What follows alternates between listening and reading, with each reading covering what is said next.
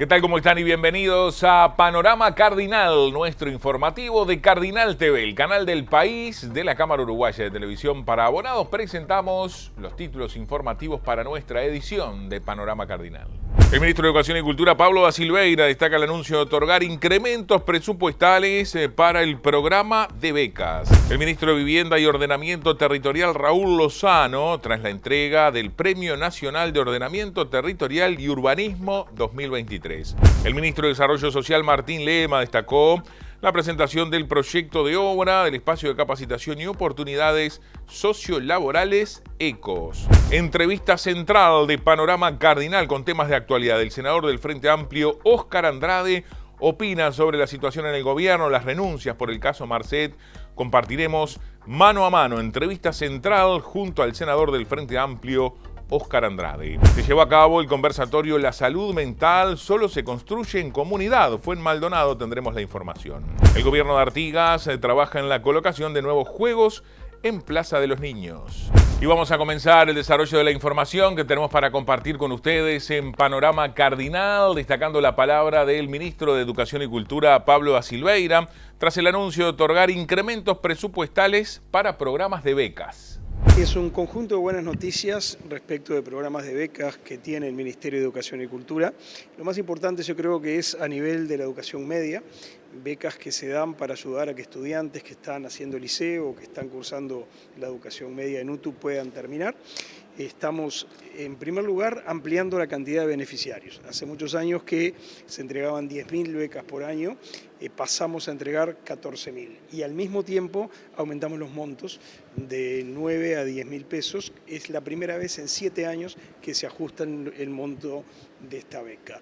Luego, en el terreno de las becas de posgrado, estamos prácticamente duplicando la cantidad de dinero que se vuelca para que uruguayos puedan hacer estudios de posgrado en la región, y luego estamos agregando becas para que docentes titulados puedan hacer estudios de posgrado y se les paga hasta el 90% de los costos del programa de posgrado que eligieron. De manera que es un esfuerzo económico grande que hace el Ministerio y que hacen los contribuyentes, que son quienes aportan este dinero, con el fin de fomentar la igualdad de oportunidades y mejorar el perfil de formación de muchos jóvenes que quieren hacerlo, pero de pronto tienen dificultades económicas. Ministro, hoy se está procesando un paro de maestros en Montevideo por la agresión a un maestro en el día de ayer.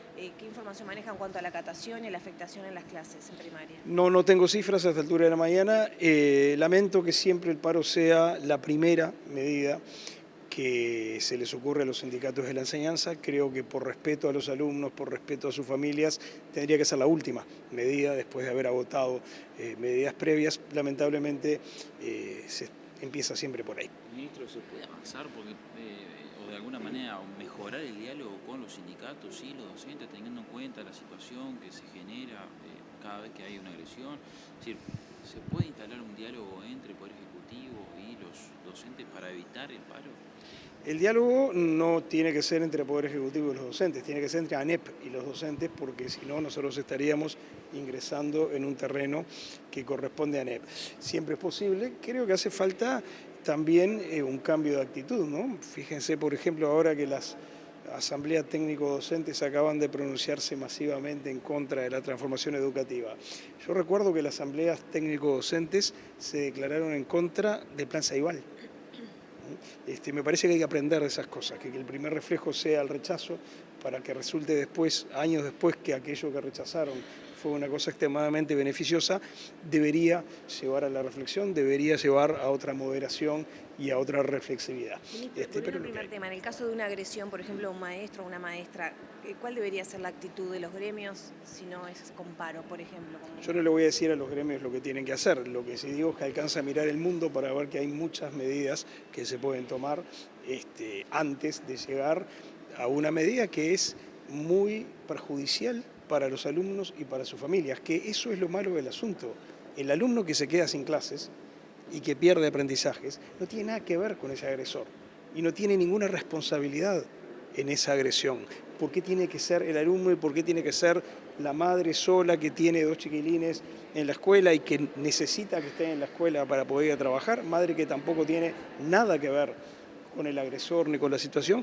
¿Por qué tiene que ser ella la que pague el costo de la situación? Ahora, ¿desde el Estado se vislumbra alguna solución? Porque son repetidas las oportunidades donde suceden estas agresiones a docentes.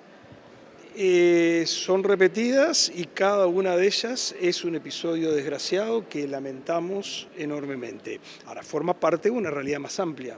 No es que haya un problema específico con los docentes. Lamentablemente, la agresividad en la sociedad ha aumentado en los últimos años, la agresividad en la convivencia, en cualquier ámbito de convivencia, ha aumentado en los últimos años. Eso es en sí mismo lamentable y además es lamentable que eso se esté reflejando en los centros educativos.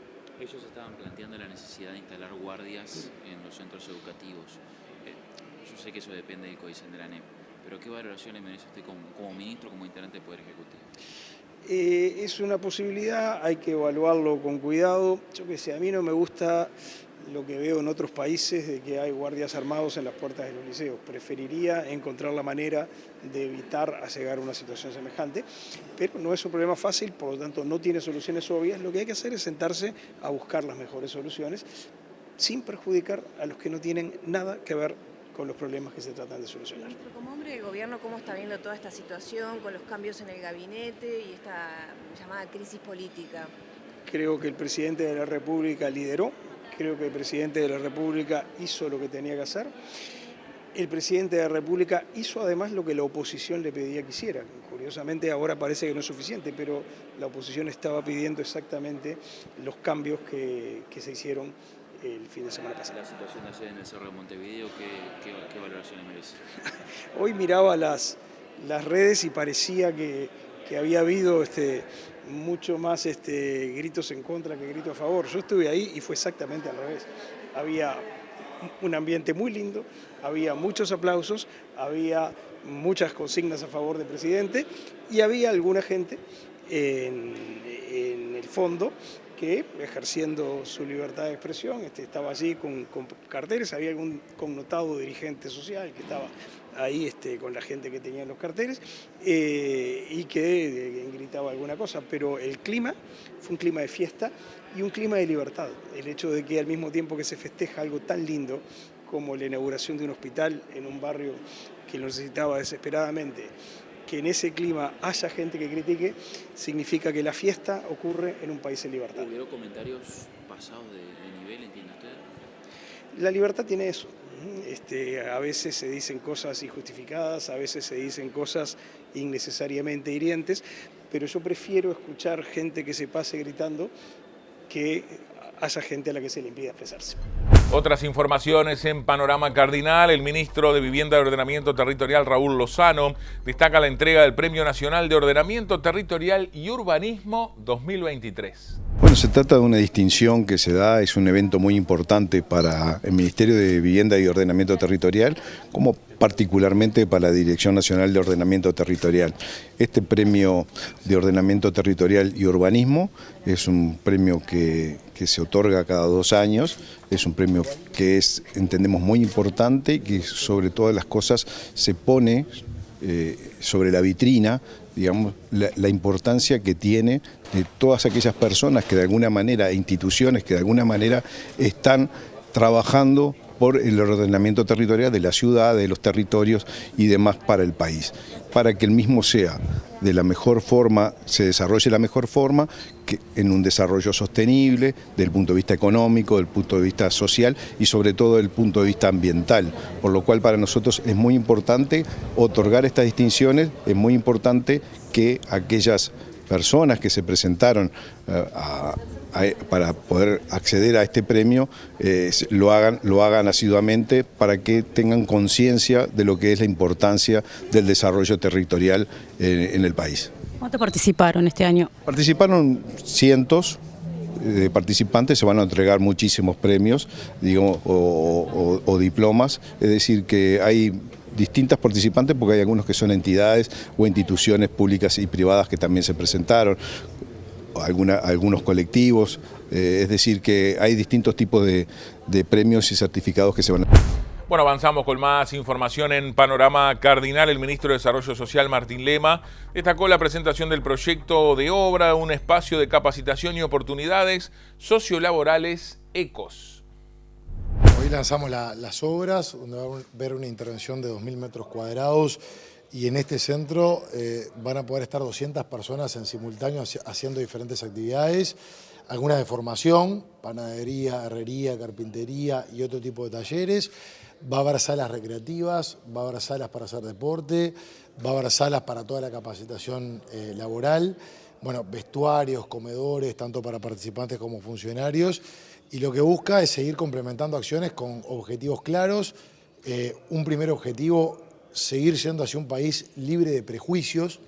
Yo lo estuve, conociendo las historias de las personas que estuvieron privadas de libertad, lo fui perdiendo, porque hay una cantidad de historias de superación y donde fallaron instituciones y fallamos como sociedad, y eso llevó a que lamentablemente muchas personas tengan que tener la vida relacionada al delito, lamentablemente, pero hay una cantidad de oportunidades de superación en este sentido.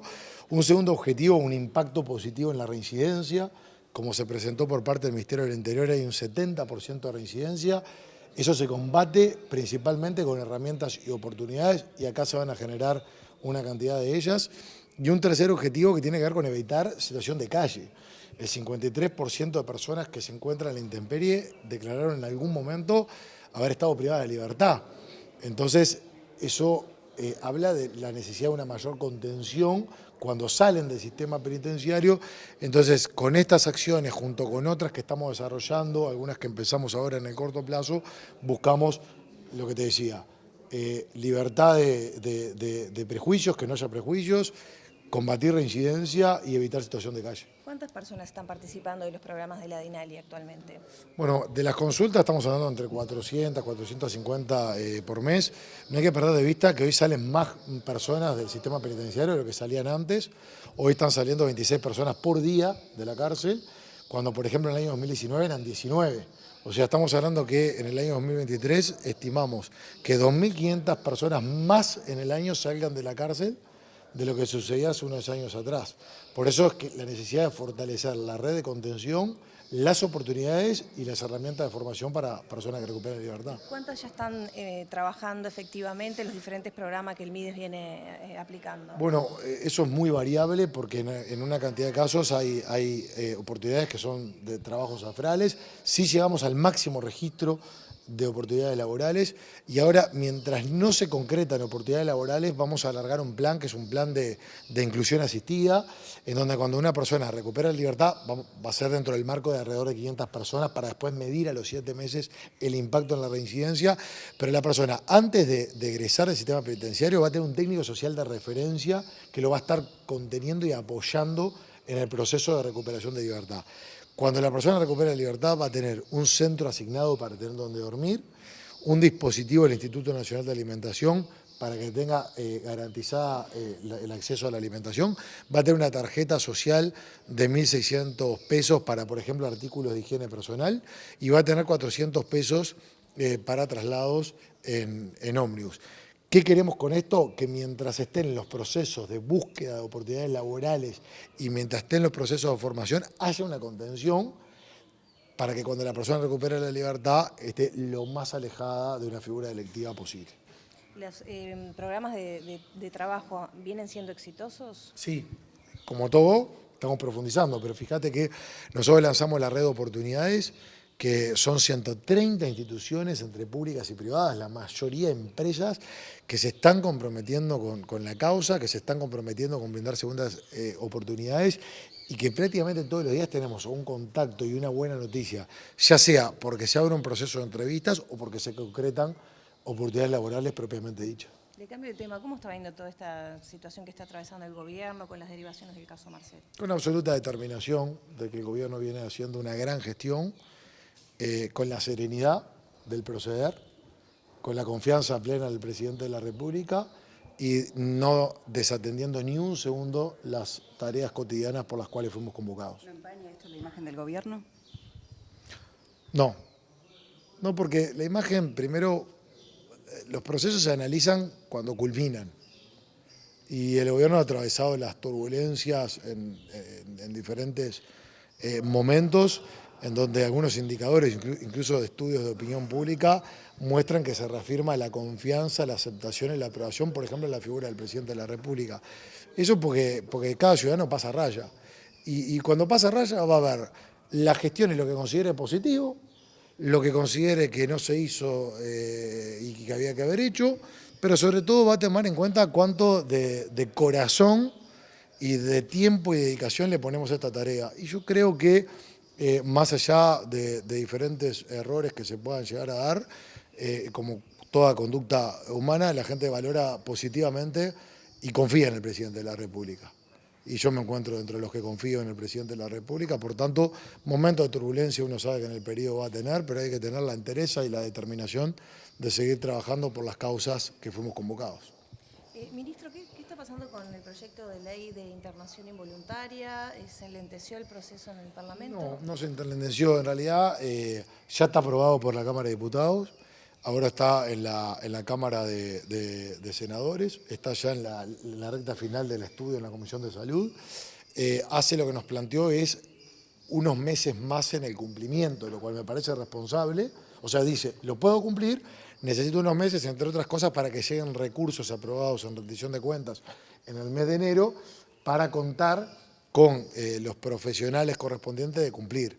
Ahora, a veces se puede retrasar un poco más, un poco menos. En lo personal no tengo ninguna duda que si una persona está en situación de intemperie y producto del consumo de sustancias psicoactivas puede generar riesgo parecido para terceros, a esa persona hay que hospitalizarla.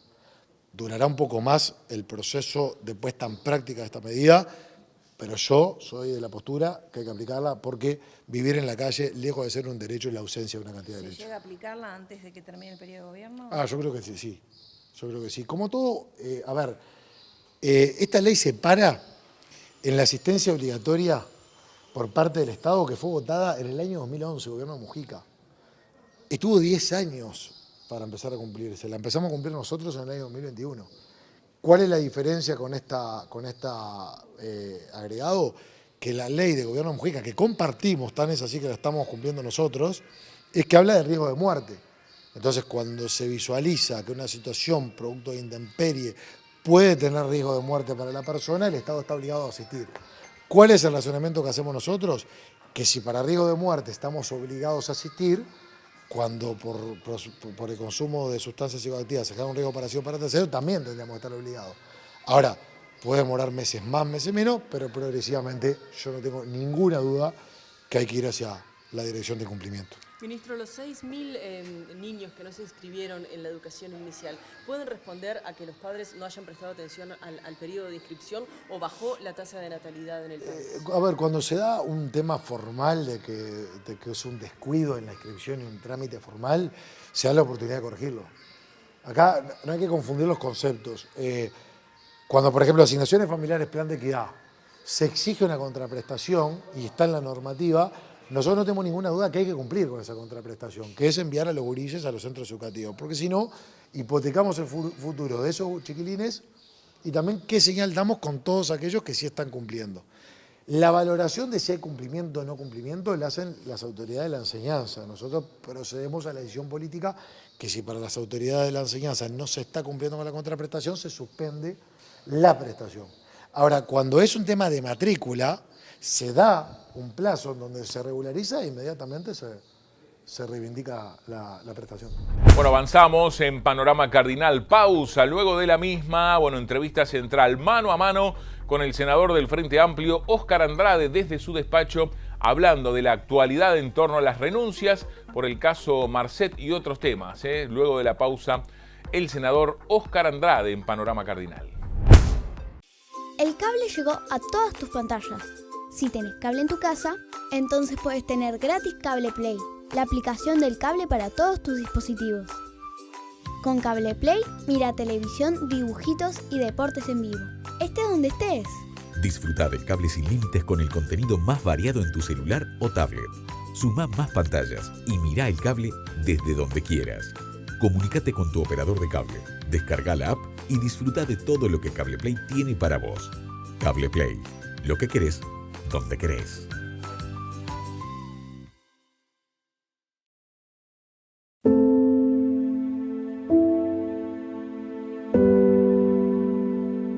¿Alguna vez te pusiste a pensar qué pasa cuando dejas de ver contenido pirata? ¿Qué? ¿No puedo fumar? Cuando no entras más a páginas truchas a ver tus series favoritas. Estrenos de películas o cualquier deporte. Un montón de puestos de trabajo ilegales. Ilegales. ¿Ilegales? Ilegales. Se ven en peligro. Pero no solo nos perjudicamos quienes vendemos contenidos piratas. También nos perjudicamos miles de ladrones y estafadores en todo el mundo. En todo el mundo. Que no podemos acceder a tu correo electrónico, a tus redes sociales, a tus fotos, contraseñas. Todos tus secretos digitales. Todo se vende. Seguro pensás, si dejo de ver contenidos de manera ilegal, no va a afectar a nadie. Pero si todas las personas que los consumen hicieran lo mismo, ¿de dónde robaríamos las bases de datos? ¿A quién estafaríamos? ¿A quién estafaríamos? ¿A quién? Pensalo. Consumir entretenimiento de manera ilegal, además de ser un delito, expone tu seguridad y afecta a la industria, haciendo perder miles de verdaderos puestos de trabajo. Suscríbete a servicios oficiales para disfrutar tus contenidos de forma legal y segura. No fomentes la piratería.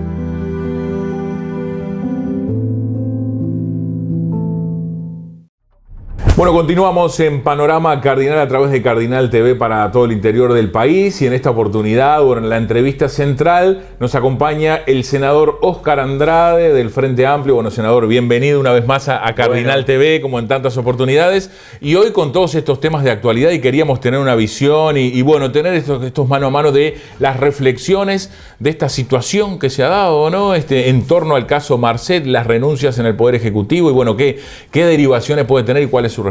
Bueno, primero, un gusto estar por acá, un gusto. Ha sido un año y algo casi que doloroso, porque en realidad uno intenta centrar la discusión en la discusión política. Estas horas salió un informe de la CEPAL que ubica que Uruguay es de los países en los que más aumentó la desigualdad del 2019 al 2022. Y que además es de los 5 países en el que la pobreza está aún peor en el 2022 que en el 2019. O sea, en términos de la situación prepandemia y la situación pospandemia, cuando afirmamos que la política económica que se había elegido, una política económica desigual, hay datos que parecen confirmarlo, siendo América Latina una región del mundo la peor en términos de desigualdad. Pero es cierto que el último año y medio la acción parlamentaria ha estado más centrada, parece, de investigaciones policiales que de discusión política, que en términos de papel de las empresas públicas, del trabajo, de la inserción internacional, de la educación, porque salvo el tiempo que pudimos dedicarle a la reforma jubilatoria, el resto ha estado girado en situaciones escandalosas, ¿no? Hace un tiempo decíamos, bueno, se le entrega el pasaporte a un narcotraficante que está preso. ¿Cómo es que se interpreta el decreto? O sea, el decreto dice, ante situaciones excepcionales podés demorar el pasaporte. ¿Cómo no va a ser excepcional que esté alguien preso con un pasaporte falso? O sea, claramente no es situación normal. O sea, cualquier persona que tenga que reflexionar, y es lo que recomendaba la cónsul en su momento, era muy extraño decir, pero es muy raro que no te des cuenta de esto. Más raro resultaba cuando tenías información del Ministerio del Interior que había sido fundamental en la investigación en Paraguay por la que Marcet iba a ser requerido al poco tiempo. Y después de esta trama nos enteramos una situación mucho más escandalosa, que es el Poder Ejecutivo se organizó para mentirle al Parlamento. O sea, qué fácil opinar, decía Heber con el diario del lunes. Heber tenía el diario del lunes. Lo tenía Heber, lo tenía Maciel, lo tenía Bustillo, que acá nos dijo voz en cuello, pensé que era un futbolista. Todos pensamos hasta noviembre que era un futbolista, cuando se da esta trama escandalosa de la entrega del pasaporte, además, en 24 horas. En 24 horas. Bueno, los datos de la última semana son todavía más graves, porque a diferencia de Irene Moreira, a la que el presidente le pide la renuncia, en este caso no les pide la renuncia, ni los destituye. Pero ni siquiera hay un pedido, renuncien ya. O se entera del escándalo, en el sentido, el subsecretario del Ministerio del Interior usando el teléfono de la hija para mandar mensajes en términos de el poder acordar eliminación de pruebas. O sea, uno lo repite para que te entre en la cabeza la gravedad del asunto. El canciller pidiendo que pierda el celular el jefe de comunicación presidencial, un área clave en este gobierno. La FLUF es de la mesa chica de este gobierno, aparece poco, pero tiene que ver con mucho, con demasiado.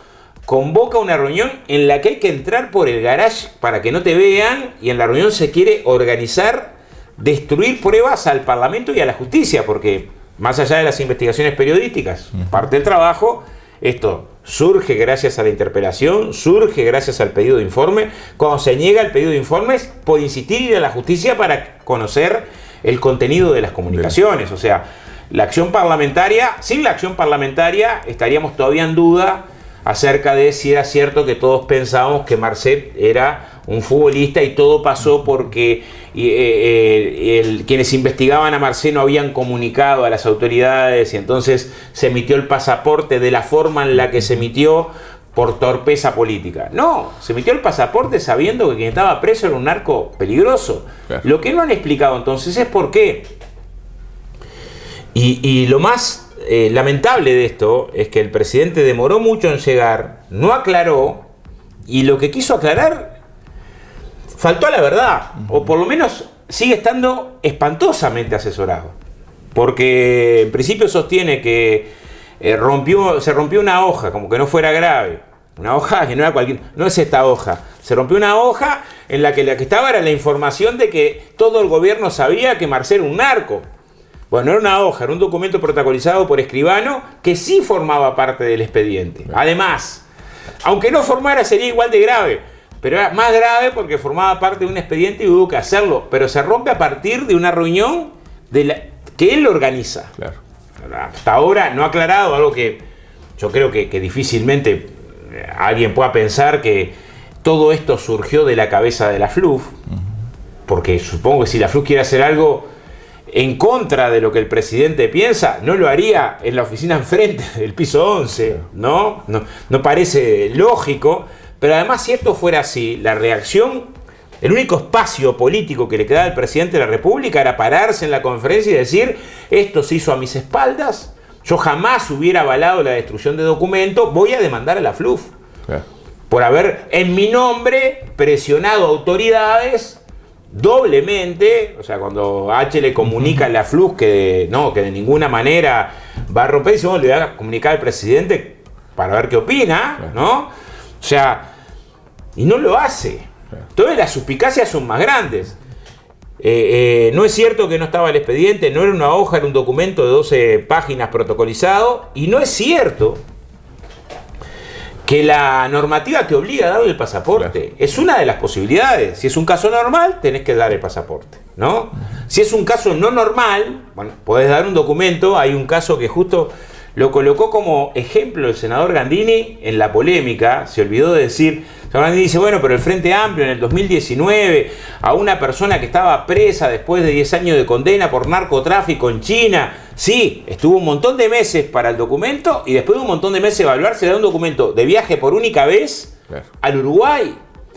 No tiene punto de comparación. Justamente se hizo lo que este gobierno no hizo. Gandini en la interpelación había dicho, se le dio el documento. Bueno, el documento que se le da es una de las posibilidades que dice el decreto. O demorar, si es un caso excepcional, o entregar un documento de emergencia por única vez. O no puedo dejar a un uruguayo tirado sin documentación ninguna. ¿Usted entiende que hubo una implicancia directa del presidente de la República? Yo creo que el presidente tiene que aclarar que no está implicado. ¿Qué es lo que no aclaró? La conferencia que ha dicho, yo de ninguna manera hubiera mandado a romper documentos de prueba. No lo dijo, que es lo primero que tenía que haber dicho. Decir, bueno, en mi caso se usó mi nombre, pero jamás, es lo que tampoco se le preguntó. Bueno, dejó espacio para pocas preguntas, pero si usted sabía que se iban a romper documentos, que la FLUF estaba operando, al contrario, da una respuesta insólita, ¿no? Tenés a una figura del gobierno de la importancia de la FLUF armando un complot para ocultar información a la justicia. Un tema de notoria apariencia delictiva, ¿no? El presidente lo que tiene que hacer cuando hay una investigación en la justicia es no entrometerse, no hacer lo que hizo con Penades. O sea, porque con Penades fue peor. No es juez el presidente. Pero en este caso toma partido desde la institución presidencial de la República diciendo son inocentes, actuaron en base a la ley. Y esto lo mirás de lejos y decís, bueno, pero ¿cómo una organización entre sus secretarios, ministros, asesor presidencial, que lo que hace es destruir documentación pública en un expediente, es legal? ¿Cómo? O sea, ¿con qué biblioteca eso es legal? Mínimo abuso de funciones, pero destrucción de documentos públicos. Hay un conjunto de figuras penales que a priori parecen encajar, pero hay que dejar que la justicia investigue. Lo que no puede hacer la institución presidente de la República, como no puede hacerlo el ministro del Interior, que es lo que se hizo en el caso de Penades, eso fue peor, porque ahí lo que después, para vergüenza del Uruguay, nos enteramos que la Fiscalía nos presenta un documento cuando pide el desafuero diciendo muchas de las víctimas tuvieron dudas en sostener la denuncia cuando vieron el gran respaldo político de Penades. O sea, ¿cómo un representante del pueblo ante una denuncia de crímenes aberrantes, ¿no?, va a salir a respaldar al denunciado? ¿Cómo? O sea, públicamente. Es el Ministerio del Interior el que está hablando. Bueno, lo que hizo además que muchos de las víctimas tuvieran dificultades para sostener las denuncias, ¿no? Se da una situación, todavía para aclarar, después todavía más grave, que se haya vulnerado el sistema de gestión policial. Ahora nos olvidamos, la interpelación a Heber era por esto, es decir, se vulneró el sistema de gestión policial, se vulneró el sistema de gestión carcelaria, lo hacen cargos de confianza de su más cercana confianza, o sea, militantes de su mismo sector que estaban al frente de la cárcel del Concar. Se vulnera el centro de datos de la Corte Electoral. Esto es de una gravedad, muy difícil de encontrar similar, ¿no? Y vos saliste públicamente a decir que iban a estar todas las garantías. O sea, este tipo de situaciones en sí mismo encierran tanto deterioro institucional, porque es cierto que no hubo un golpe de Estado en Uruguay, pero no quedan igual paradas las instituciones. O sea, ¿cómo quedan las investigaciones internas de los ministerios cuando escuchamos todos el audio de Bustillo diciendo yo voy a hablar con la que está haciendo la auditoría para que no te haga preguntas difíciles? Claro. O sea, cuando tuvimos que las denuncias que hizo la prensa, en este caso sí, sobre el fraude de las denuncias de delitos en Durazno, se sacaron en pocas horas por los mismos denunciados diciendo acá no hicimos ninguna irregularidad. O sea, ¿cuánto de credibilidad pierden las instituciones cuando tenemos de manera obscena pronunciamientos como los que tuvimos? Entonces, la gravedad institucional a que nos llevan situaciones de esta, de Uruguay siendo noticia en el mundo por el canciller y el ministro del Interior que caen producto del escándalo con un narco y el favorecerlo con el pasaporte, cosa que no han explicado por qué aún, y el presidente queriendo tapar el sol con un dedo, porque hubiera sido más sensato que el presidente dijera cometimos un grave error. Un grave error. No tendría que habérsele dado el pasaporte a Marcet. Es más grave el error cuando tenemos información que había autoridades que sabían que era un narcotraficante, por lo menos de Siria. Y haber intentado ocultar ese error fue el tercer error del que el gobierno se hace cargo, pide disculpa y toma las medidas, y por eso aceptamos la renuncia de los jerarcas. Me parece que era un planteo más sensato. Y la FLUF hizo toda esta pirueta queriendo tapar esto por cuenta de él. Yo no tuve nada que ver y lo voy a denunciar. O sea, eso hubiera sido mucho más creíble. Pero le pido disculpas a la ciudadanía, ¿no? Es obvio que el Uruguay sabía que era un narcotraficante peligroso a la hora de expedir el pasaporte, no tomó medidas. La justicia verá si es un delito. Nosotros creemos que por lo menos ahí hubo desidia, ¿no? Para tapar eso se organizaron para meterle al Parlamento. Fue otro error arriba del error. Y después, cuando la justicia le va a colocar la información, se organizan para ocultarle pruebas a la justicia. El error arriba del error, en la que participa mi jefe de publicidad, asesor presidencial en materia de comunicaciones, y lo voy a demandar. Porque yo lo que planteé era júntense para ver la orientación, nunca para destruir pruebas a la justicia. Disculpen, hubiera sido más creíble que el decir no estaba en el expediente, era una hoja, el pasaporte había que darlo igual. Señor, no. ¿Cómo ve la situación de cara a un posible juicio político al presidente? Bueno, ahí hay dos cosas. Una, la valoración política. La valoración política estamos haciendo, ¿no? El presidente cometió un profundo error y tiene una enorme responsabilidad en el mejor de los escenarios. El mejor de los escenarios es que al presidente le copiaron todas estas cosas. Hay cosas que no sabemos. La pregunta principal, ¿por qué? La pregunta principal es ¿por qué las autoridades, teniendo conocimiento, no actuaron y capaz, en el mejor de los escenarios, es que todos fueron torpes. Claro. O sea, el canciller, el ministro de Interior, el subsecretario, todos fueron torpes. Y más allá de esa comunicación antes de darle el pasaporte, 20 días antes de Maciel alertando, es un narco peligroso. Ojo, esa preocupación no le duró más allá del chat y después se desinteresó del tema y todos se desinteresaron del tema y entonces se tramitó de manera expresa el pasaporte en tiempos todavía más acelerados que un pasaporte en condiciones normal. Y acá otra que no estaba en normalidad, estaba preso con pasaporte falso y la cónsul de allá diciendo no es esto lo que hay que darle. Claro. Hay que esperar a que termine el proceso judicial. No se apuren. A ver, o sea, con menos información acerca de los antecedentes de Marcé, la cónsul allá estaba pidiendo que no. Pero supongamos que gigantesca torpeza, ahí lo que tenés es una valoración política de un gobierno inepto, digamos, ¿no? Si hay implicancia, depende de la implicancia. Ahora, la única que habilitaría la posibilidad del mecanismo institucional de juicio político es que al frente del delito, que haya delito y que al frente del delito, que este claramente es grave, o sea, vínculos con el narcotraficante, esté el presidente de la República. Ese sería el único escenario en el que tenés condiciones para habilitar un mecanismo institucional. Pero hoy no la tenés. O sea, la Constitución dice, el artículo 93 es muy claro, en el sentido de, y yo creo que es sabio, o sea, lo que hizo la derecha de este país con Carolina Cose es una vergüenza, o sea, un gobierno que no contesta la mitad de los pedidos de informe, no es que lo contesta tarde, que no contesta la mitad de los pedidos de informe. En este periodo, en los 3 años, la mitad de los pedidos de información que hemos hecho no nos lo contestan. Inicia un juicio destituyente a la intendenta de Montevideo, no porque no contesta, por retraso en la respuesta de los pedidos de informe. De 7 pedidos de informes, de 1000 y pico que estaban, ¿no?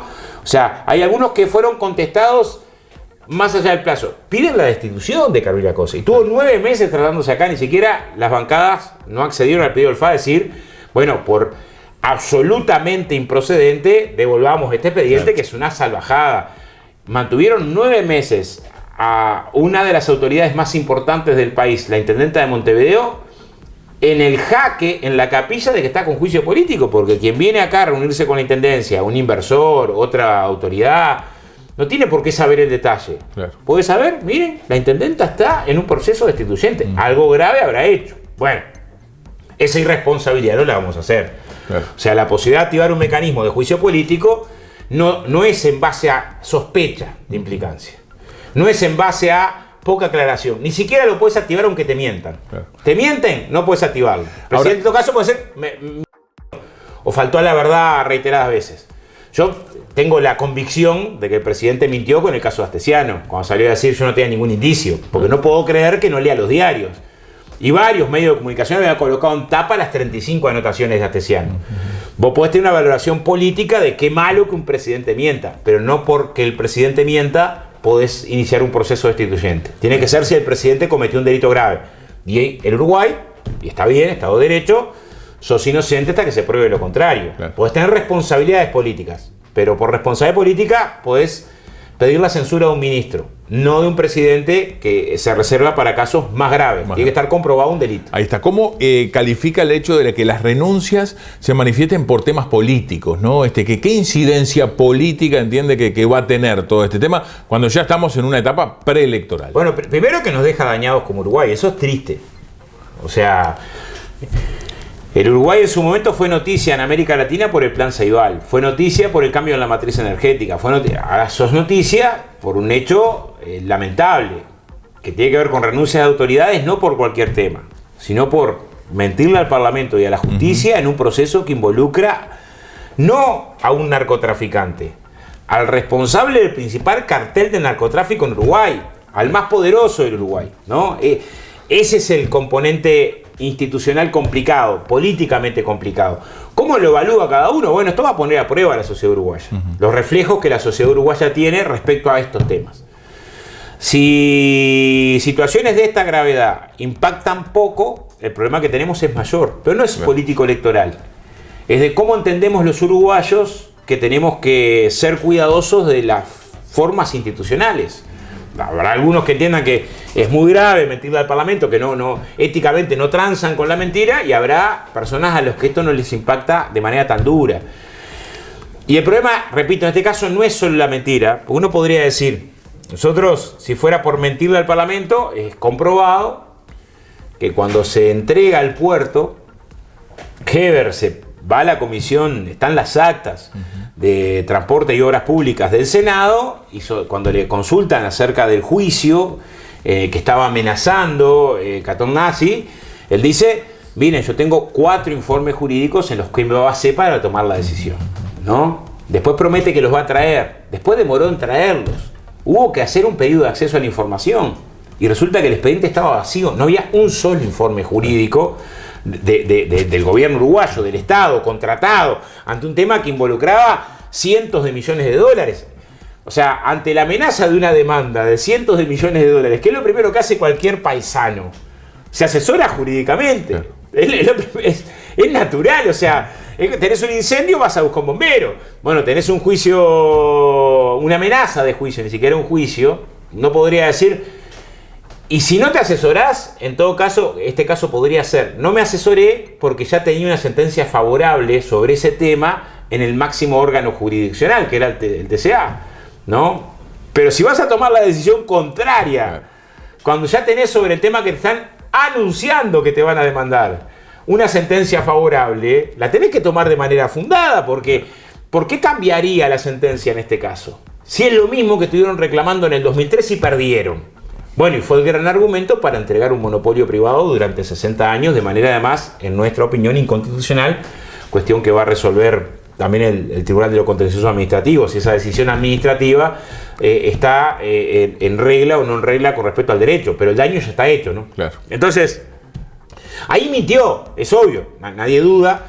Ahora, es mucho más grave aún, creo, cuando la mentira tiene que ver con ocultar el conocimiento del Estado acerca de que se trataba de un narco peligroso que estaba al borde de ser requerido por Paraguay, que si no le hubiéramos dado el salvoconducto de que estaba en condiciones del trámite del pasaporte, la justicia no lo hubiera dejado en libertad, porque además, imagínate, si te llega un pasaporte falso, lo primero que tiene Emiratos Árabes es que no sabe quién es. Claro. Podía ser, yo qué sé, Bin Laden, no sabe quién es.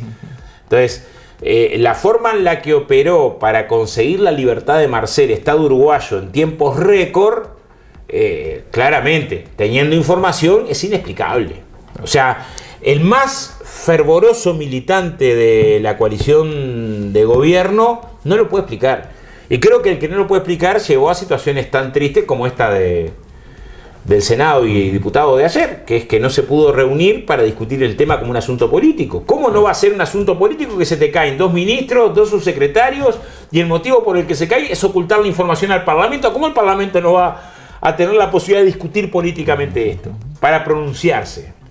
O sea, el reflejo que demostrás es un reflejo, yo creo que muy vergonzante, de que como no hay argumentos para entrar en la discusión, por más que algún legislador amagó y después se fue, se decidió bajar la persiana y suspender la sesión de hoy y recién convocarse la semana que viene, como que si enfriase el tema deja de tener importancia. Ayer en la declaración de la bancada mayoría fue, cerramos la página, ya está.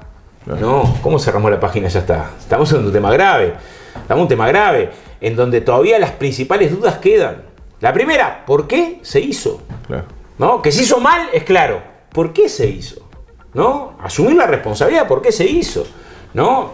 Supongamos que el escenario mejor para el gobierno es el inverso al que decía Maciel. Somos todos tarados, se nos escapó, no se nos ocurrió tomar medidas, nos distrajimos, después de tener la información no nos comunicamos más, no nos dimos cuenta.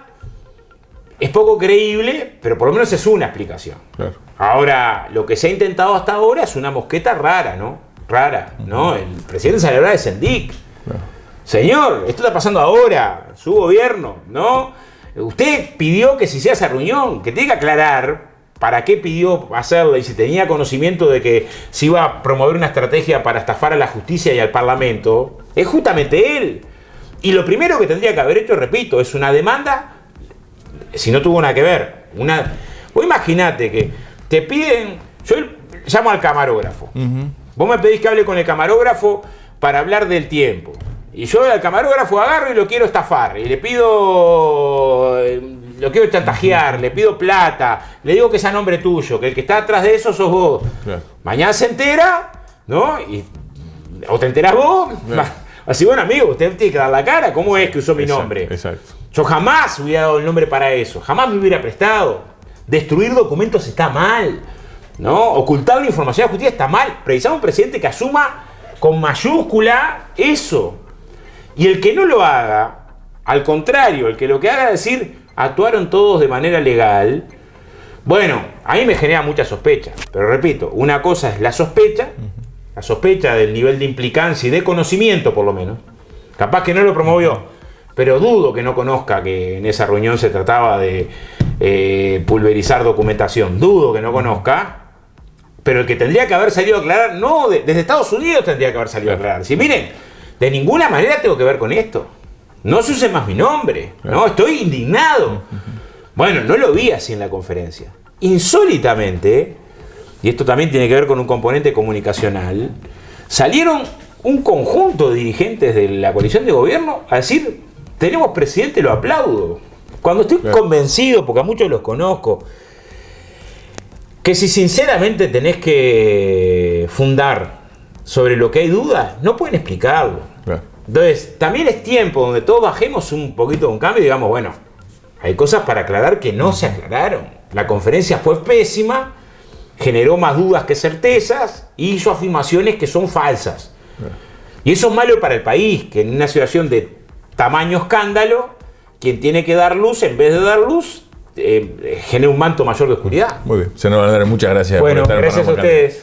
Bueno, continuamos, nos acompañó el senador del Frente Amplio, Óscar Andrade, también brindando su opinión sobre esta situación, ¿no? Que se ha dado en el Poder Ejecutivo en torno al caso Marcet. Pausa, luego de la misma, continuamos en Panorama Cardinal, recorriendo todo el país de la mano de la información.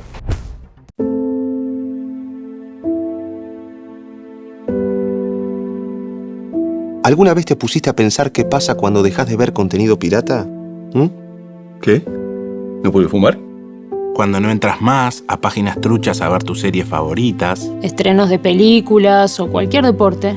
Un montón de puestos de trabajo ilegales. Ilegales. ¿Ilegales? Ilegales. Se ven en peligro. Pero no solo nos perjudicamos quienes vendemos contenidos piratas. También nos perjudicamos miles de ladrones y estafadores en todo el mundo. En todo el mundo. Que no podemos acceder a tu correo electrónico, A tus redes sociales. A tus fotos. Contraseñas. Todos tus secretos digitales. Todo se vende.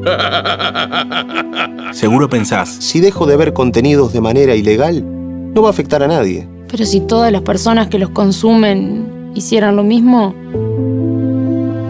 ¿de dónde robaríamos las bases de datos? ¿A quién estafaríamos? ¿A quién estafaríamos? ¿A quién? Pensalo. Consumir entretenimiento de manera ilegal, además de ser un delito, expone tu seguridad y afecta a la industria haciendo perder miles de verdaderos puestos de trabajo. Suscríbete a servicios oficiales para disfrutar tus contenidos de forma legal y segura. No fomentes la piratería.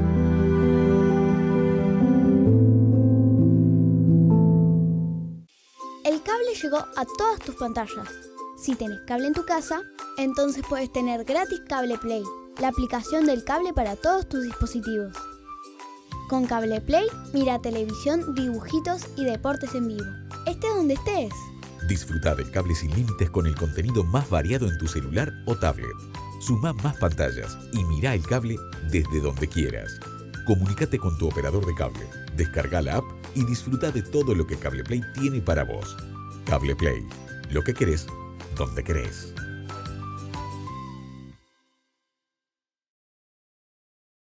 La televisión para abonados del interior cuenta con 421.000 conectados a los servicios. Gracias al esfuerzo de todos los cableoperadores, eso permite emplear a más de 2.000 personas de forma directa, con $20 millones al año en salarios, y permite beneficiarse a más de 20.000 personas de forma indirecta que cuentan con comercios y servicios en todas las localidades del interior del país. La televisión por cable del interior realiza aportes por más de $40 millones al año en impuestos que son destinados a educación, salud, desarrollo social y desarrollo del Uruguay entero. Se han creado más de 100 medios de comunicación locales plurales, libres e independientes, enfocados en difundir la cultura, tradiciones, información, deporte y entretenimiento local, lo que permite reflejar la identidad de nuestro interior tan rico y maravilloso. La televisión por cable del interior ha sido responsable de acortar la grieta cultural entre el interior, la capital y el mundo. Por los cables del interior circulan políticos de todos los partidos, todas las sociedades civiles organizadas, instituciones educativas de toda índole y todos los ciudadanos de todas las ciudades, centros poblados o zonas rurales que necesiten expresarse o necesiten cualquier tipo de colaboración. La televisión por cable del interior ha sido pionera en América Latina en ofrecer servicios 100% digitales, permitiendo la llegada de información y contenido mundial y en tiempo real. Para seguir mejorando los servicios y poder brindarle mayor calidad a todos los habitantes del interior del país, hoy más que nunca necesitamos que el Estado permita incorporar Internet a nuestras redes. CUTA, Cámara Uruguaya de Televisión para Abonados. Bueno, avanzamos, teníamos en el bloque anterior allí la entrevista central de Panorama Cardinal con el senador del Frente Amplio, Óscar Andrade.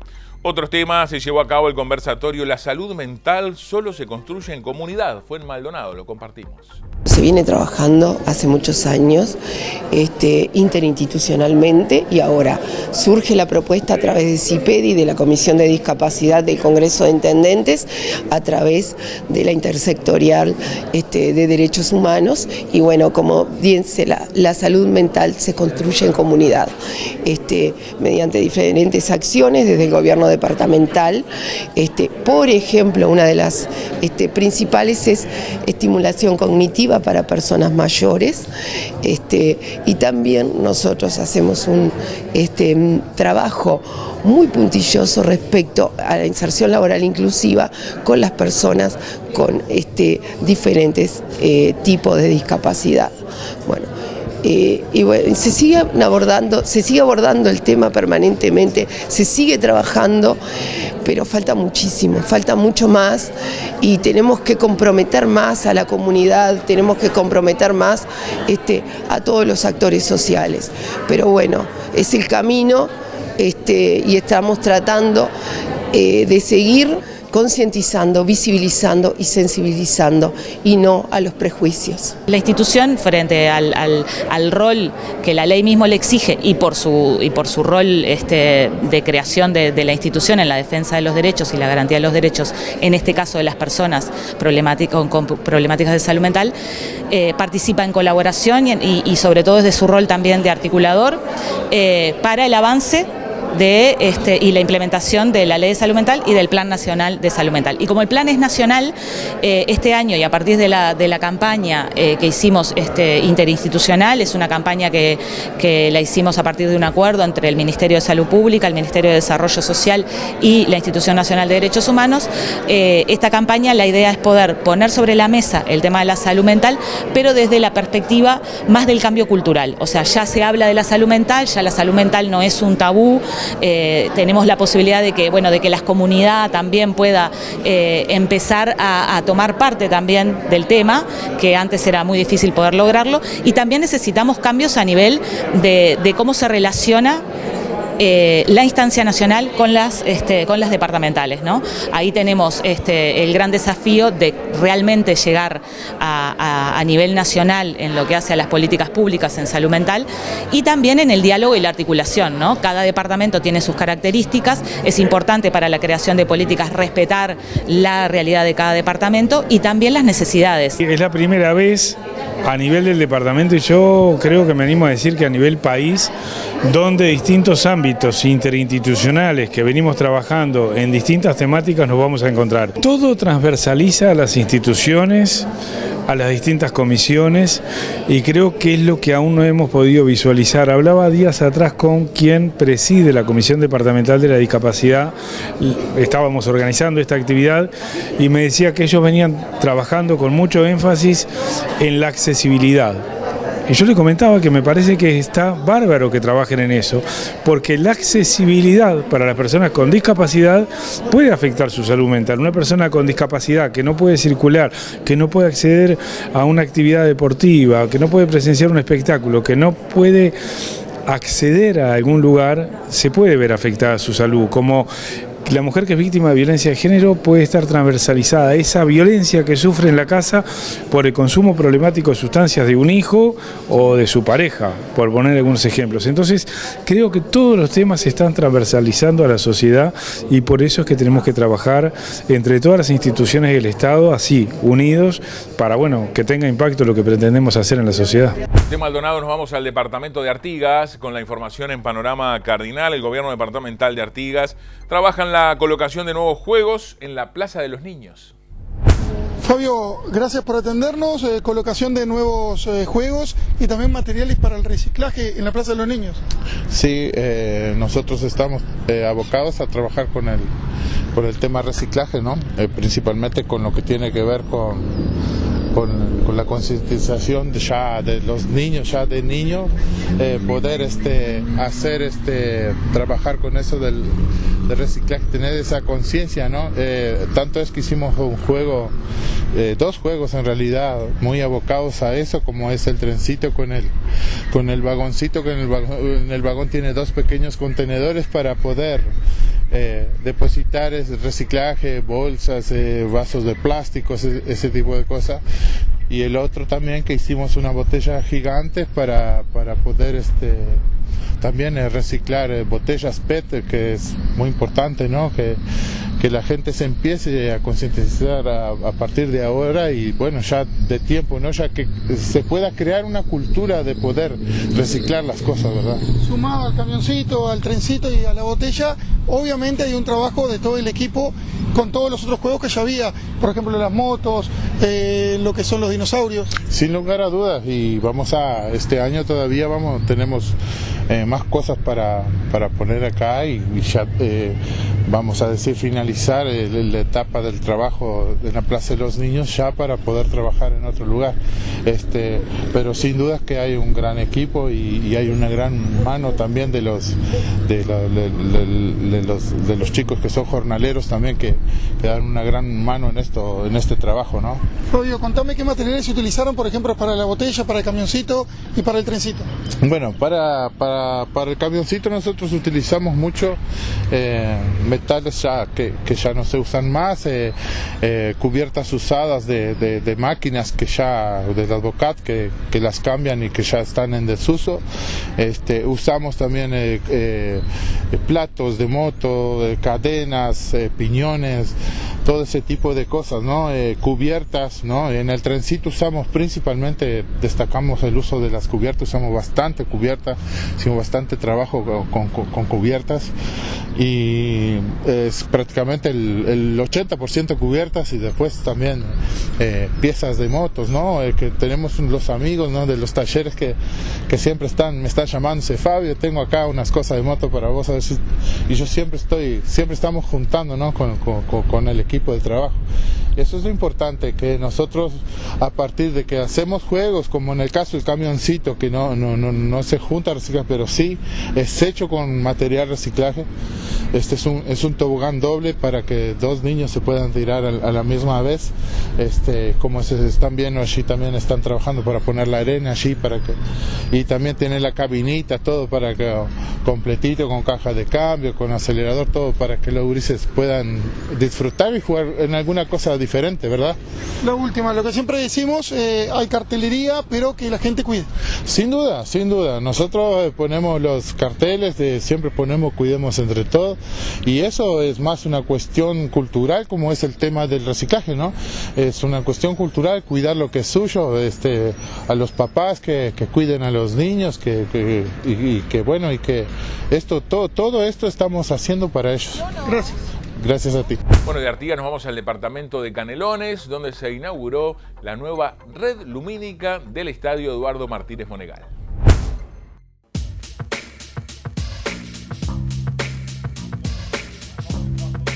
Nosotros empezamos un plan en el año 2017 que comenzamos con todo el recambio, los procesos para el recambio de toda la iluminación, pasaje a LED en todo el departamento. Esto es parte de las últimas etapas que nos están quedando. La Intendencia se hace cargo de todos los gastos de luz, de instalación, de todo. Esto no solo fue un cambio de luminarias, en un principio iba a ser solo un cambio de luminarias, hoy por hoy se hizo toda la eléctrica nueva, recambio de las luminarias en todo el entorno, eso llevó otra preparación, otros cambios, bueno, pero hoy por hoy está todo andando y estamos todos contentos con eso. Esto es parte de un ayornamiento que estaba necesitando el Estadio Martínez Monegal. Es un estadio que tiene mucho uso, mucha demanda, y que entendemos que está bueno, que reúna las condiciones para ofrecer las mejores posibilidades al fútbol local y departamental. Y en ese sentido se vino trabajando desde hace un tiempo en el acondicionamiento de los distintos componentes. El principal, el campo de juego, que se hizo ya hace un par de años, un año y medio, la instalación del riego, y se mejoró toda la parte de césped del campo.